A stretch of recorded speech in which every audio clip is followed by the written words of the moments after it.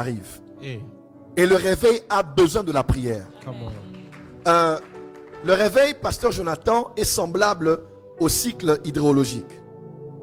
C'est le cycle de la pluie. La pluie tombe, chaque fois que la pluie est tombée parce que c'était la sommation d'un travail qui s'est fait entre le ciel et la terre. La pluie n'est pas que la résultante du ciel qui fait tomber de l'eau ou bien des précipitations. La pluie est la sommation d'un travail de complicité qui a été conjugué entre le ciel et la terre. Premièrement, c'est le soleil qui commence. Le soleil chauffe, brille, brûle et réchauffe les espaces liquides, humides. C'est d'abord le soleil qui commence. Et après que le soleil est réchauffé, je vais faire ça simple, il y a ce qu'on appelle évaporation. Parce que l'eau qui était liquide devient gazeux, vapeur. L'eau s'évapore. L'eau, on voit l'eau, mais on ne voit pas le gaz. On voit l'eau, mais on ne voit pas la vapeur. On peut toucher l'eau, mais on ne peut pas toucher la vapeur. L'eau est sur la terre, mais la vapeur monte dans les cieux. Et lorsque cela monte, ça se constitue en amas et ça se rassemble avec ça forme ce qu'on appelle les nuages. Ça se rassemble avec d'autres nuages potentiels. Et lorsqu'il y a des vents chauds, n'est-ce pas, qui soufflent sur ces zones atmosphériques, il y a ce qu'on appelle, transformation, ça devient comme de la glace et ça tombe comme des précipitations, la pluie sur la terre. À vrai dire, la pluie, c'est tout simplement le ciel qui redonne à la terre ce que la terre lui a envoyé. La terre a envoyé de la vapeur et le ciel renvoie à la terre ce que la terre lui avait envoyé.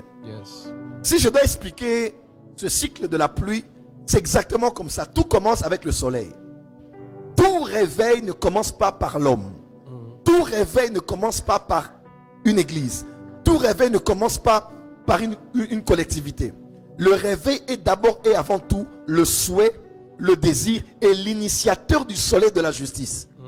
C'est Dieu qui sur la terre doit chauffer. Pourquoi n'y a-t-il pas de pluie dans les déserts? Parce qu'il n'y a pas d'espace humide. Il n'y a pas d'eau, il n'y a pas de fleuve, il n'y a pas de rivière, il n'y a pas de lac. Pourquoi n'avons-nous pas plusieurs fois, dans certains endroits, il n'y a pas de réveil? C'est parce que Dieu, malgré l'initiative qu'il prend de s'orienter sur la terre, ne trouve pas des terres prédisposées à pouvoir s'évaporer. Quand Dieu trouve sur la terre des hommes et des femmes qui ont soif, qui ont faim, qui sont déjà mouillés par l'eau de la parole, mouillés par l'humidité de l'esprit, qui sont déjà fertiles, qui ont soif, qui ont étudié, qui ont faim, qui ont soupiré, qui ont aspiré après ça, alors il y a connexion entre la chaleur et les eaux. Et c'est cette fusion qui crée l'évaporation. Et j'aimerais dire à l'église, c'est la saison de l'évaporation. Amen. Nous sommes dans une saison où les hommes ne verront pas. On peut voir les églises se réunir. On peut voir que tu es chrétien. On peut voir que tu es chrétienne, que tu as la Bible en main. Mais les hommes et les femmes ne verront pas la quantité de vapeur que nous faisons monter de la terre vers le ciel. Et la vapeur, c'est la prière.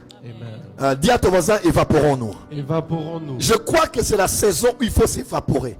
Où il faut connaître l'ascension. Où il faut monter. Où il faut faire monter des prières.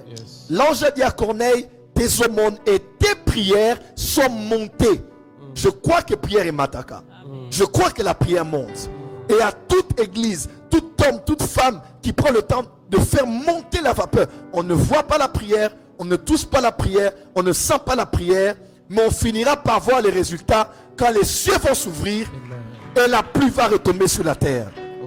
Le réveil, c'est comme la pluie, c'est la sommation entre l'œuvre du ciel et l'œuvre de la terre. Et lorsqu'elle retombe sur la terre, elle mouille la terre et elle prépare la terre soit à la semaille, soit à la moisson.